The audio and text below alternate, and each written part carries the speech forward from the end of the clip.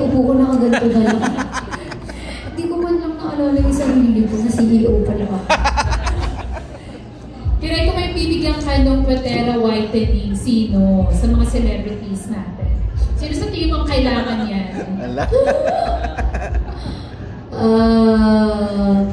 Siguro sa online si Senyora. Kung hindi man pumuti yung puwet niya, sana pumuti yung budi niya. Sa kaibigan ko, si Christian Antolin. Kasi hindi siya masyadong makinis. So, grabe. Bebe. Ayun, siya.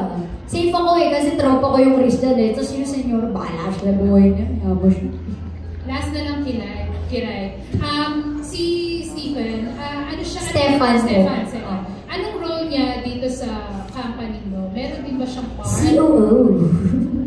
Oo, siya. Actually, pag nakikita niyo po, kasi pag tinatanong, ano bang yan, gawa-gawa, may mga sarili siyang business.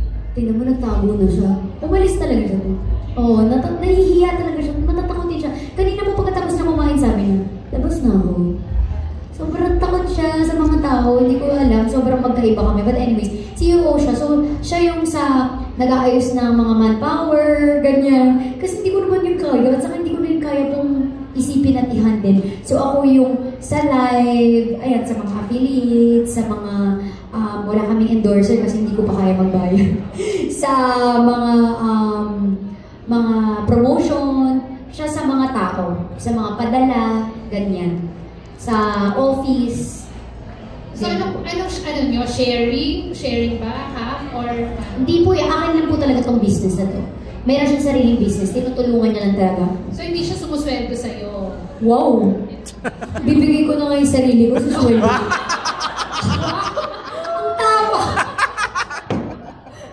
Ang tawa naman ang tao na yan. Kala mo 5'9". Alam mo yung model na dalawa, ayan o, kala mo ganyan siya. Tingnan mo, itaas yung paa, hindi na nakita yung paa, diba? Anyways, wala po siyang sa. Wala siya. So talaga tumutulong siya, pro bono?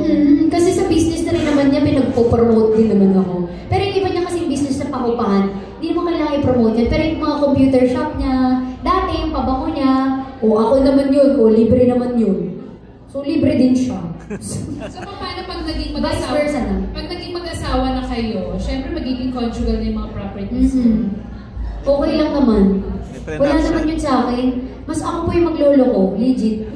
Totoo, promise. Sa pagkakakilala ng mga tao, sa mga totoong mga nakakakilala sa amin ng jowa ko, ay nako, lagi nila sinasabi, Te, ikaw yung maglolo ko, hindi si Kuya Tepan. Totoo yan. Hindi naman ako masama, pero ganun kabait yung boyfriend ko. Hindi ko nga alam, may ganun pala. Pero totoo, hiniling ko yan kay Lord. Sana makahanap ako ng kagaya ng papa ko. Nakahanap talaga.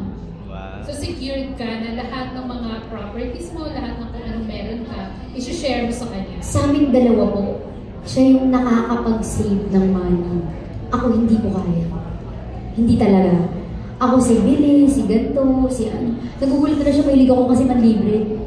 Ay, mga kaibigan ko, sige, punta tayo. Pag uwi ko, wala na akong pera. So, siya talaga yung talagang pinagkakatiwalaan ko sa pera. Tapos, pag hinahanap ko pa yung pera, nakakatawa. More than pa yung ibibigay niya. Kasi parang, saan yung ano ko na ganito? Never kami nag-away sa pera. And ayun yung pinaka-ayoko mangyari sa lahat. Ibang usapan yun kapag pera na yung pinag-awayan namin. Pero as far as I'm concerned, sa 6 years namin, never kami nag-away po talaga sa pera. Hindi talaga. Ikaw na ang beauty queen. Totoo. Totoo. Yan yung dalawang yan. Wala yan.